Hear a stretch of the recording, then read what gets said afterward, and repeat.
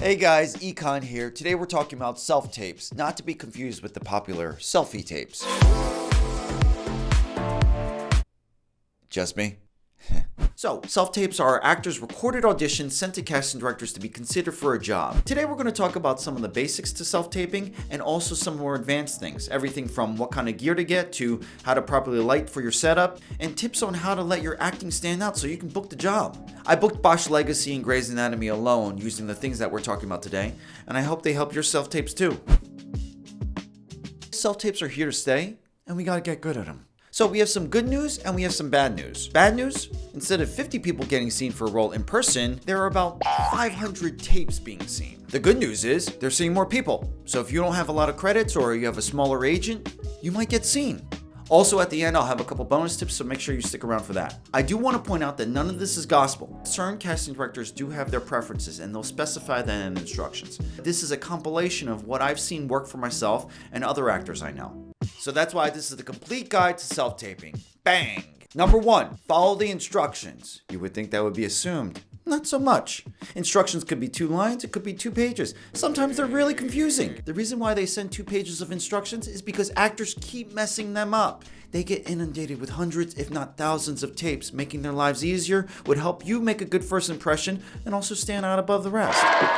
It sends a message to the casting director. If you pay attention to the details in your self-tape, maybe you pay attention to the details in your acting. Number 2, let's talk about cameras. Now I see videos about Sony A7s and Canon DSLRs. If there's anything to take away from this video, it's you're gonna get the job because of great acting, not your gear. There's an old saying, the best camera to use is the one that you have with you. If all you have is an iPhone, use an iPhone. Most of the recent models have amazing cameras on it. If you have a better camera with a flip or a lens, go ahead, use it. Most of my self-tapes, I use an iPhone just because it's so convenient. So some technical tips. Let's say you're using your phone. You want to click on your face before you shoot. It'll lock the exposure and focus. Even if you shot in 4K, do not send it in 4K. You need to export it in 1080p. Moving on. As for framing, always horizontal, never vertical. This is not a TikTok. Going from the chest to the top of your head is a safe place to start. Give a couple inches above the head just in case you lean forward, don't want to get your head chopped off. Casting directors will specify if they want a different framing. Medium close-up. Close-up. Sometimes you might want to adjust your framing depending on what the scene is. Is there physicality? Are you speaking to a crowd? Or is it a very intimate scene across a dinner table? Also, tripods. You need to have one, always. You can get a cheap basic one off of Amazon or these handy portable ones when you're on the go. Whatever you do, do not get your reader to hold the camera while you're auditioning. As for eyelines, you want the camera to be eye level. Never look directly into the camera unless specified. You always want to be looking just off of the lens where your reader would be. You want your face and eyes to be as visible as possible and don't want to be in profile for too long. Lighting. This is one of the most important parts of your self-tape. First off, do not stand in front of a window, ever. Now, you probably have heard at this point of the 3-point lighting system. There's going to be a key light, there's going to be a fill light, and there's going to be a hair light. For a fill light or a key light, you can get a softbox that's not too expensive. Your key light is going to be your main source of light, and that's going to be just 45 degrees off. You want your face to be mostly lit up just from this light. Play around with how harsh it is and how soft it is. Then you can have a small fill light, 45 degrees on the other side. So here's my setup. iPhone on tripod, backdrop, fill light 45 degrees. My key light 45 degrees this way, I'm using the window. If you want to get fancy, you can use a lamp and bounce it against a white wall. I'm pointing this desk lamp over in the corner and I'm using that as a rim light. These self-tapes are an opportunity to control our audition. If it's more dramatic, maybe you want some shadows on your face, so you would reduce your fill light. The next most important thing, sound. Most importantly, find a quiet place. That means no planes flying overhead, no garbage trucks in the back, and no babies crying in the background. For the most part, you can get by with a recent iPhone, which is better than most cameras. If you can get one of these microphones, great. You can get one for $100 to $150, maybe even cheaper. If you have a shotgun mic, that might be a little too much work because you'll have to sync the clips in the end. If you are using an external mic, just make sure it's as close to your mouth as possible without being in the frame. This, not good. For readers, you always need someone reading the other character's lines. The best situation is they are actually in the room with you. It's better for fast-paced scenes, comedy scenes, but sometimes we can't do that. We might be living alone. We would need to have a reader on FaceTime or Zoom. Keep in mind, if you're reading with someone on Facebook and Zoom, there could Be a lag because of internet. If they are in the room, just remember, they are most likely going to be closer to the camera than you are, and they need to speak lower. Otherwise, their volume is going to be a lot higher than yours, and you're going to have to adjust it in editing later. So, what background do you use? Your best option is getting one of these background reflectors. The great part about these portable backdrops is often they come in different colors and they're reversible. You can have one color, blue, comedies, commercials, lighter fare, and then gray for something a little more dramatic. You can even travel with this, and they just fold up easily. And if you don't have anything better, just use a plain wall.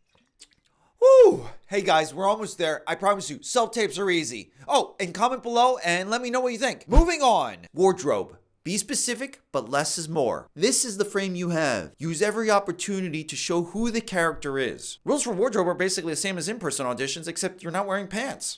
Slates. Usually they'll tell you what to say, but in general, it's your name and height. This is the time where you always look into the lens. This is like saying hi to the casting director if you were in person for the audition. Think like the casting director. Is this an actor you would want to bring into the room? Do they come off as professional? And if you want, you could practice this at home, because you don't want this to happen. Hi, my name's Soong, and I'm 5 foot... I don't know! And full body slates are common these days as well. So just get in front of a plain wall or background and turn your camera vertically. Boom. Should you use props? I say if it makes sense, use them, but only if it makes sense. A lot of cast directors say don't use props because actors are using them wrong. They're either overdoing it or the props overtake the scene or it's just distracting. Kind of like this. Mr. President, we have a problem.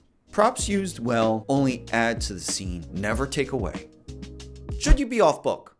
Off book meaning no longer needing your pages or script. Sorry? Probably. Probably don't want to show your pages in your self-tape. It breaks your connection to camera and kind of takes people out of it. And if you are going to hold your pages and cheat, make it subtle.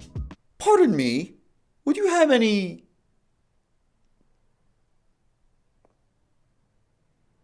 Grey Poupon? Multiple takes?